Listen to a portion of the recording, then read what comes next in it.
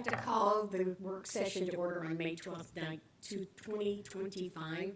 Will the clerk please call the roll? Let the record reflect that Mayor Pizzillo is absent.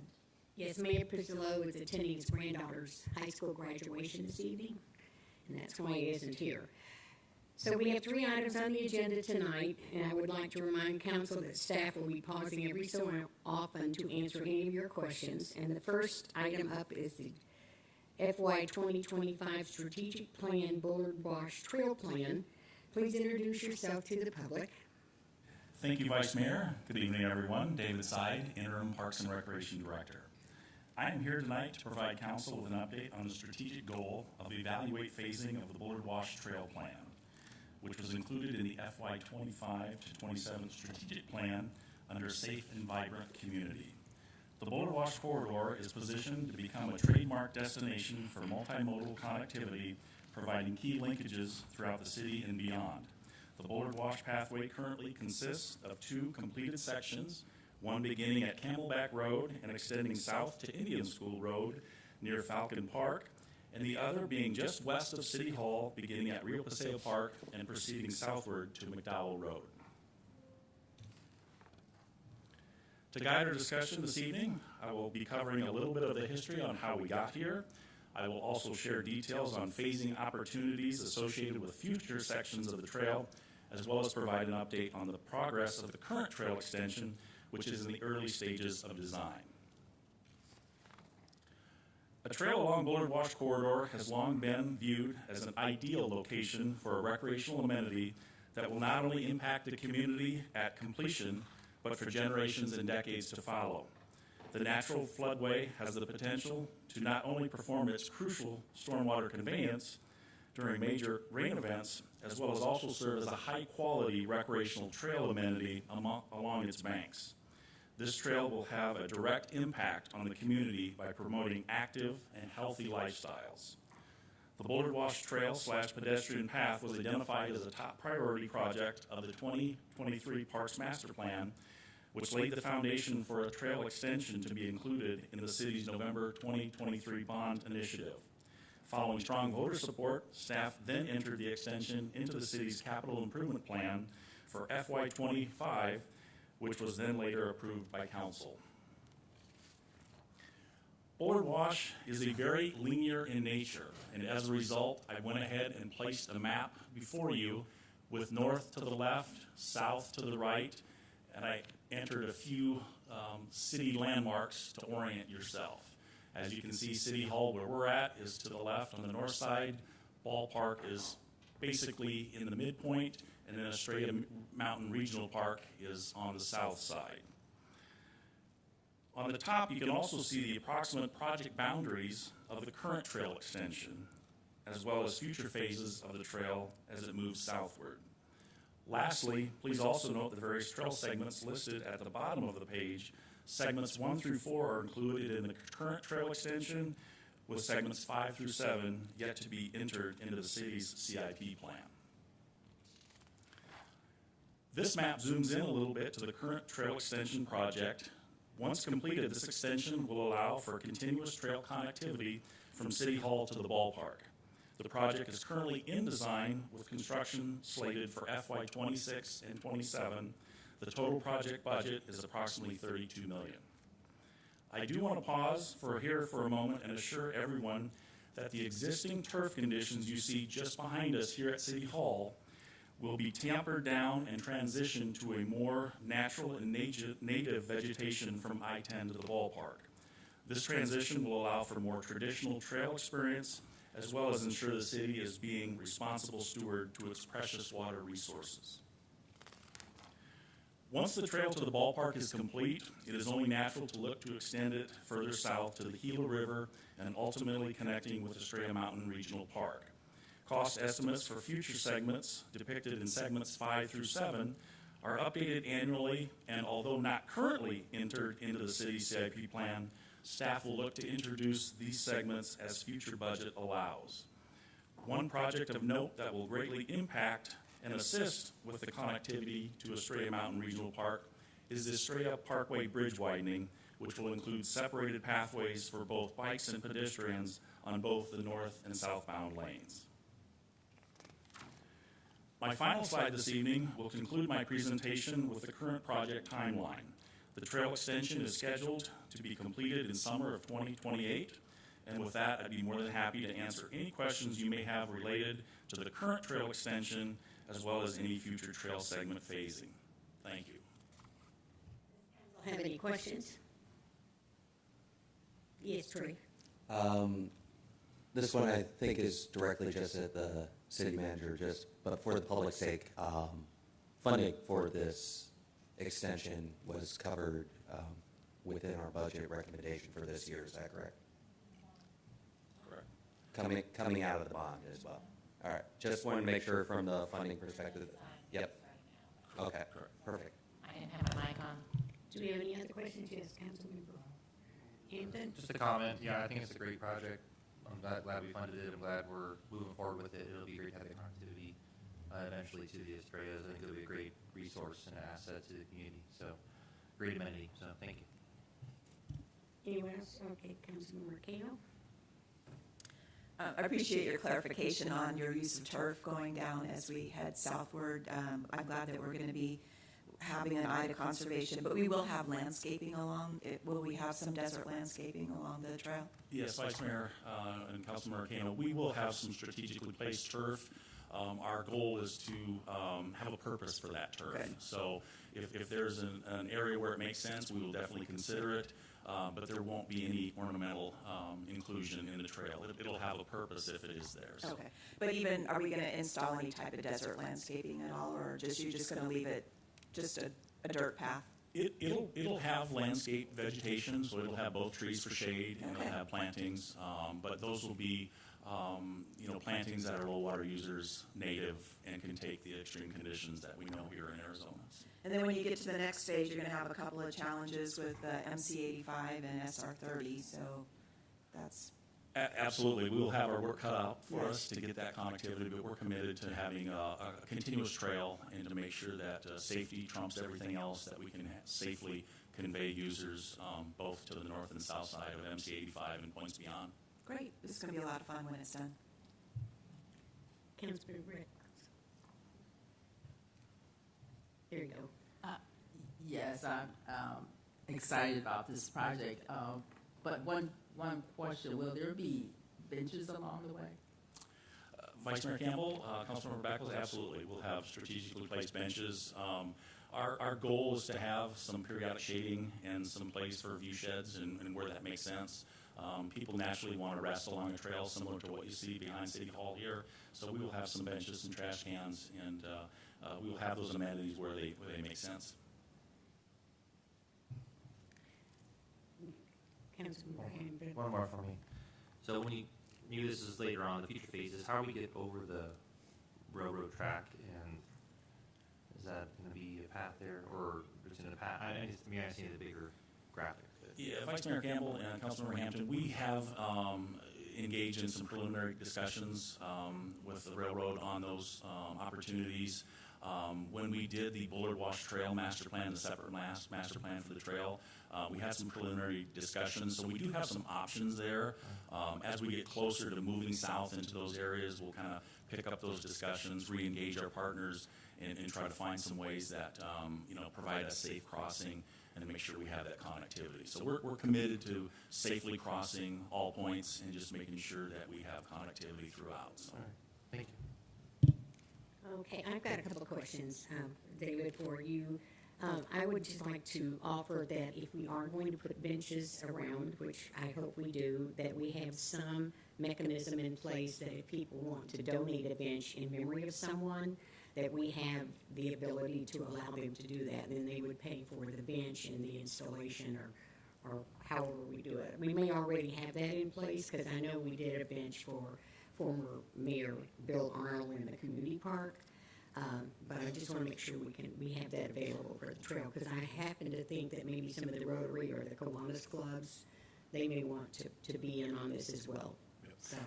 Good point, Vice Mayor Campbell. We do actually have a recognition bench program. We probably haven't done a great job of advertising or promoting that, but we do have one that is in effect. So we do have opportunities for those that want to recognize somebody they can do so. So we Okay, assist them on that process, and we have several of them kind of scattered throughout our various parks. Okay, I just think doing the trail's gonna be so long, it'll be nice to have places for folks to sit. And this is all gonna be a dirt trail all the way? There will be sections of decomposed granite, DG, so there will be a DG trail along with concrete pathway. So they can rollerblade or, Bicycle, rollerblade, push Perfect. strollers, all Great. those wheeled activities Okay, will be great. able to be taken part. okay, thank you. It sounds very exciting. We're excited to see it finished, and we wish you much success. So thank you very much. Great. Is that it? Thank you. Okay, thank you very much. Okay, our next item up is the FY 2025 Strategic Plan City Vision, Mission, and Purpose Statements. And the presenters are coming forward now. So please identify yourself to the public, please. Of course. Vice Mayor, members of the council, good evening. I'm Jenna Goad, the Strategic Planning and Organizational Performance Manager. The city's strategic plan includes an action item to update the city's vision, mission, and purpose statements. These statements were reviewed by the City Council at the retreat in February, and Council's feedback has been incorporated into the proposed changes, which were included in your agenda packet and are also shown on the screen right now. Vice Mayor, members of the council, with that, I would request council's direction on moving forward with the proposed changes. Has everyone been able to read the attachment A? And are there any more suggestions you wish to offer tonight on them? Okay, Councilmember Kano? I like how the wording has been edited and streamlined. Under the purpose, I did comment during our discussion about it. It's an old style having sentences start with and having long lead-in sentences, and then we deliver. And so we took that out in the first sentence, but we put it right back in on the second sentence. So I would personally like to see we deliver services and then go say everything we do, but that's just a style thing. I feel like the starting with the with and that long thing, it's kind of an old style. All right, is there other suggestions? Okay, Councilmember Beckles? Back on the first, go back up to the first, For the vision? for the vision. Okay, For the vision, healthy lifestyle is a habit or a behavior. It feels more appropriate to me to say something like options for healthy living, that we're providing options for healthy living, because the city can't give a person a healthy lifestyle. The person has to do that themselves, but we can give them options for healthy living. Okay, so we can make sure everybody's on the same page. When we met last time, it was there was discussion to remove that. So you're recommending that we just tweak it a little bit and kind of add it back in, but is everybody good with that? well, how would it be tweaked in? By just another sentence? Okay, Providing a healthy living options. oh, okay. Okay. Are there any other suggestions? I don't have any myself. Okay. Vice Mayor, sorry, if I may, just to clarify, are we talking about tweaking the wording in the second bullet there that we were going to remove, or in the third bullet where it says "and healthy lifestyles"? The third bullet, I The think. third bullet, okay. Healthy life options. Just add it, healthy Got it. lifestyles. Okay. Is that everyone's consensus? Yes, Brandon, I'm sorry, go ahead. The order of the we will be known as, that's not necessarily a priorities, right? Those are all equal priorities, right? Correct. There's no numbering or anything like that to them. They're just bullets. Okay. Is that it? Okay, are there any others?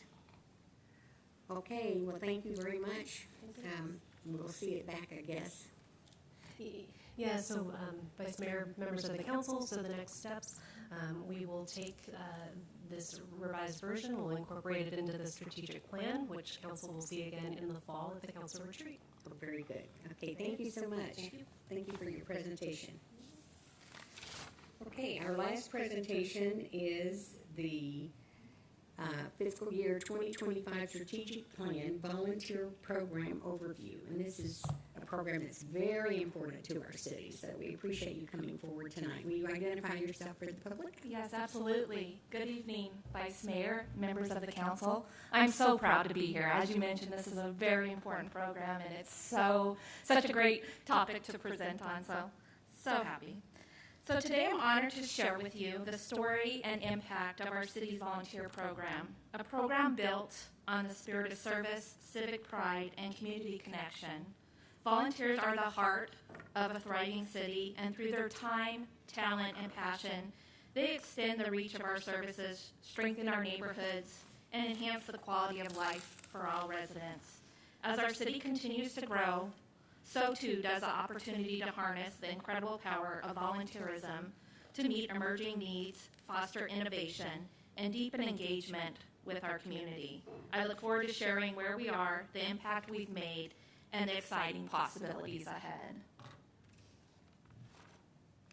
The volunteer program is in the strategic plan under the council focus area of fiscal and resource management. The specific action item is evaluate expanding the program based on best practices. So in this presentation, I will evaluate efficiencies and opportunities of the volunteer program, identify best practices of some of our surrounding communities, and review the program expansion.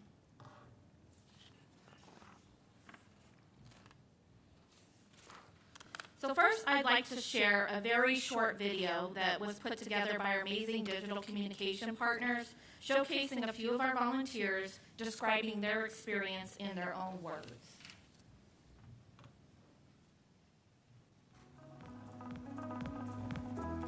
Hi, I'm Don Krenitz. I'm a volunteer for the City of Goodyear. I've been volunteering for the City of Goodyear since 2019. We just like coming out, and of course you get the sunshine, you get to watch the ball game, and you get to meet a lot of nice people. We like this ballpark. We've been to other parks. They're nice, but this one just has a nice feel to it. The reason why I decided to start volunteering for the city was originally because my father, who worked for the city, he told me about the cadet program for the fire department for the city of Goodyear. So I decided to join in on it because of my interest in the fire department. Volunteering has helped me make more connections than I could ever expect. I've been able to meet new people, getting to see different aspects of life, getting to see all sorts of different people, being able to make new friends, taking the time out of the day to just go and volunteer to help others, to help your city. It's always worthwhile. Well, I've been a resident since 2002. I wanted to be part of the city and work here. I just didn't have the opportunity to do so, so I waited until I was done with college and decided to start out by volunteering. I had an idea that the city would be a great place to volunteer because of the services that we provide our residents. It felt like a meaningful way for me to help contribute toward the good that we're creating here in the city, and I knew I had something to offer. And I just wanted to be a part of something bigger than myself, and I feel that that's what we get to do here at Goodyear. If you're thinking about volunteering for the city of Goodyear, I'd say go for it. Everyone has something to offer, and why not come here and share your talents and offer your services. So I see you guys saw some familiar faces in there. So just to give you a little bit of background, brief history, the volunteer program itself has been around for almost 2 decades. It's in the beginning of 2007, the volunteer program was launched within the Community Initiatives Department, and it was supported by a dedicated full-time volunteer coordinator.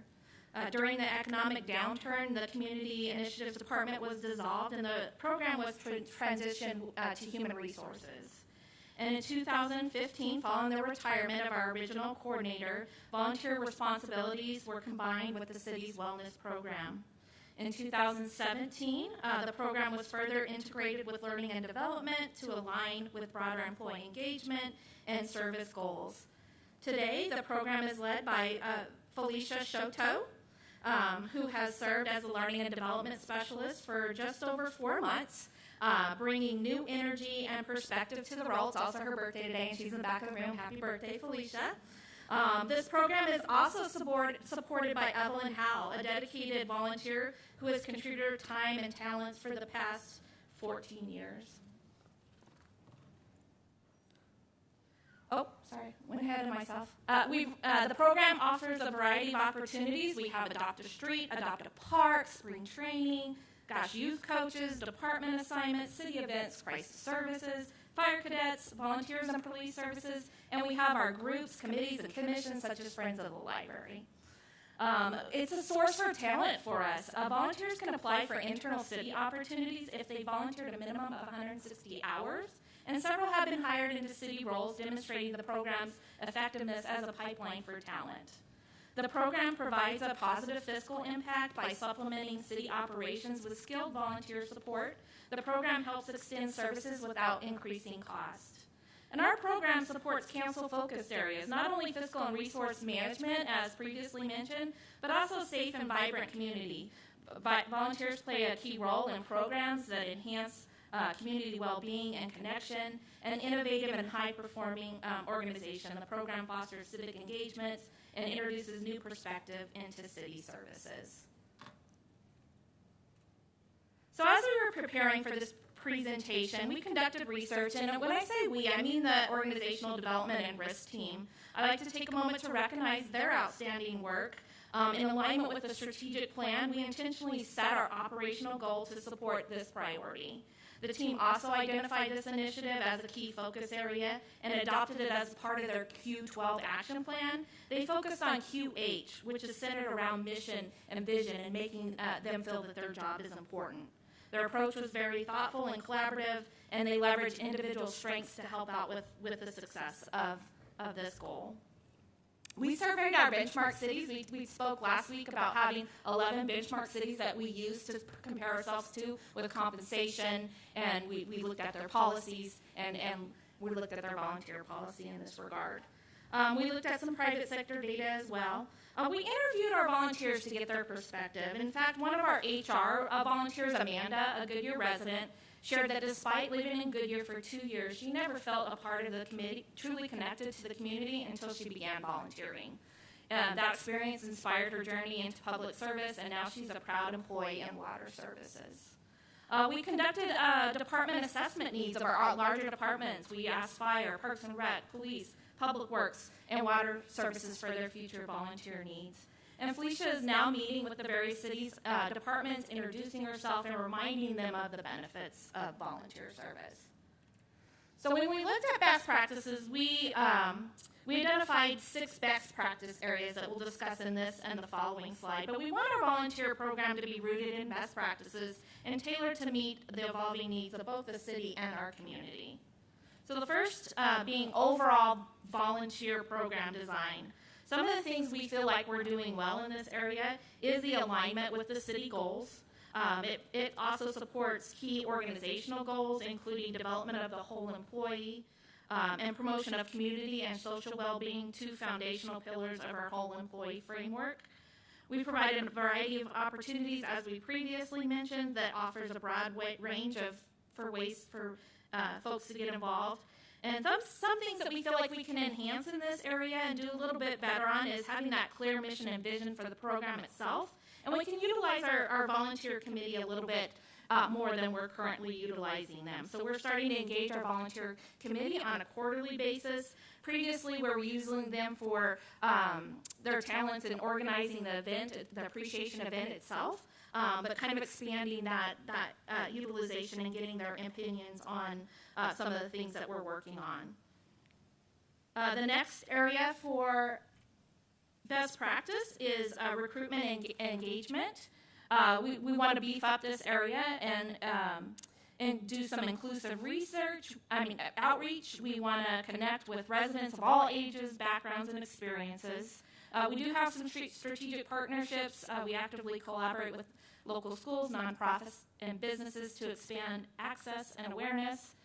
We can work on our online visibility. Our goal is to ensure that a user-friendly online experience, making it real easy to explore opportunities and get involved.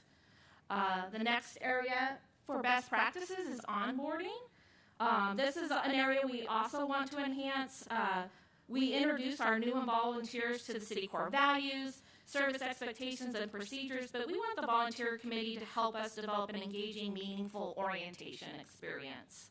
Another area is safety and risk management. We want to ensure our volunteers are trained and protected to the same standards as staff, including waivers, safety protocols, and emergency preparedness.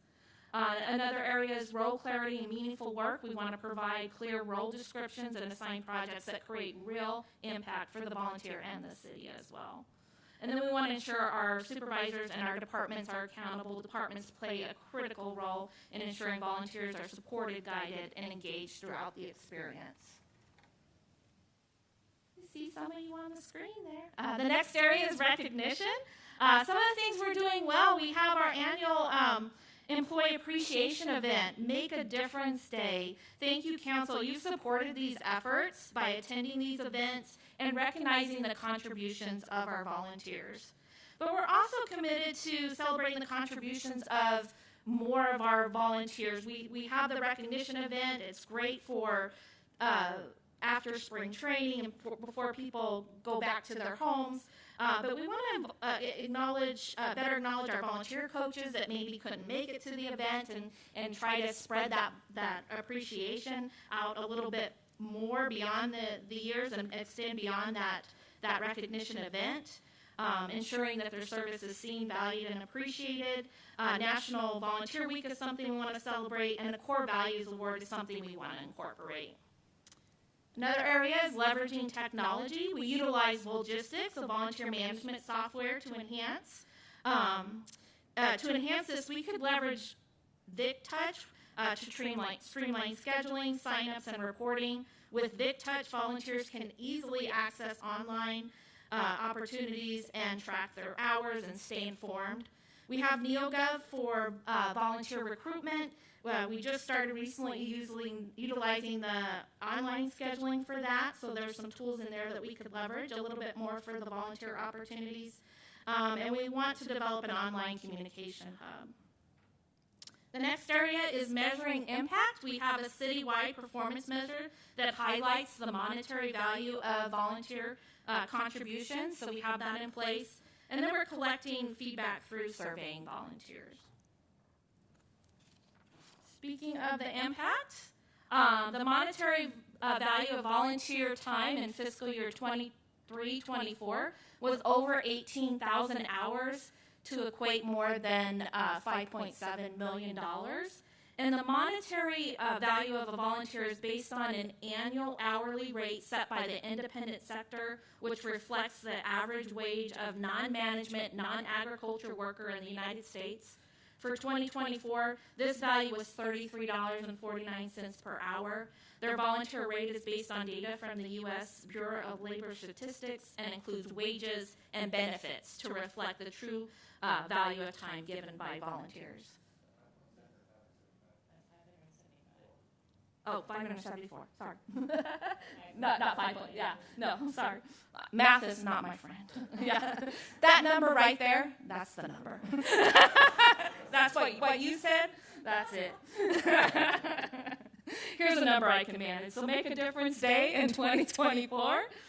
We had 285 volunteers for about 1,200 service hours, and that equates to about 40,000. Number I can handle. But, now I gotta move through my slides and do all this stuff, huh?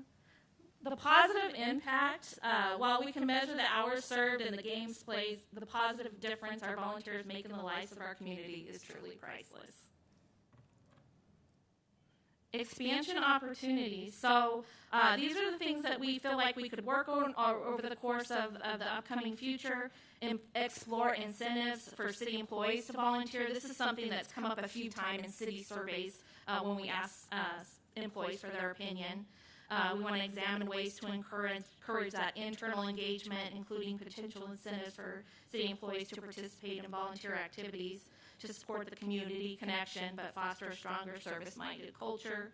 adopt a proactive program model, so shifting from more of a reactive approach to more proactive approach, which would allow us to identify the needs in advance, build structured volunteer pathways, and ensure consistent strategic growth of the program.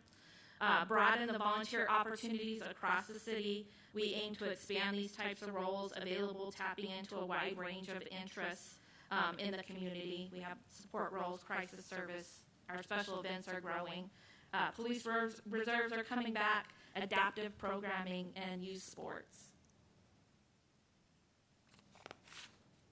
So enhancement and expansion, while future program expansion may require additional staffing and investment further down the road, we are taking meaningful steps now to strengthen our foundation and enhance our existing program.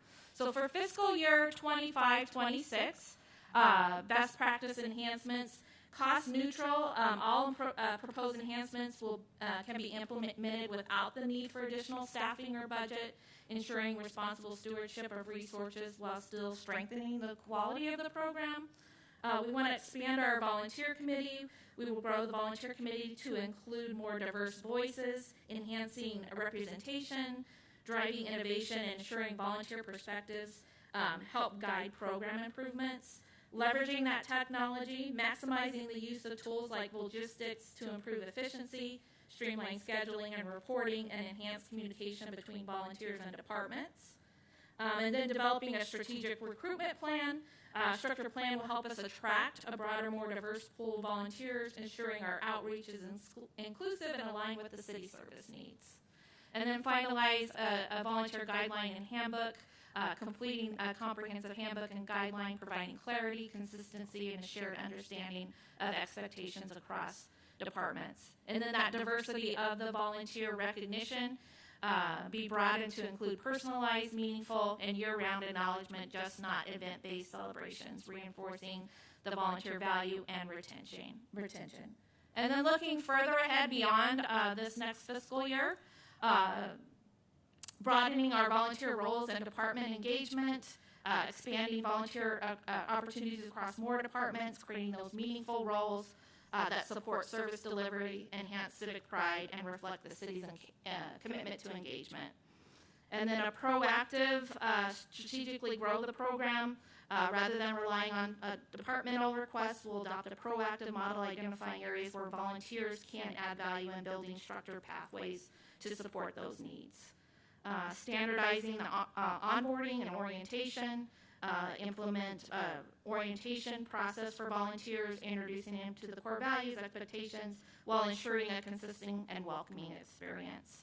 And then that exploring incentives for city employee volunteering to engage in volunteer efforts throughout the community. And with that, Vice Mayor, members of the council, that concludes my presentation, and would love to open it up to any questions that you may have.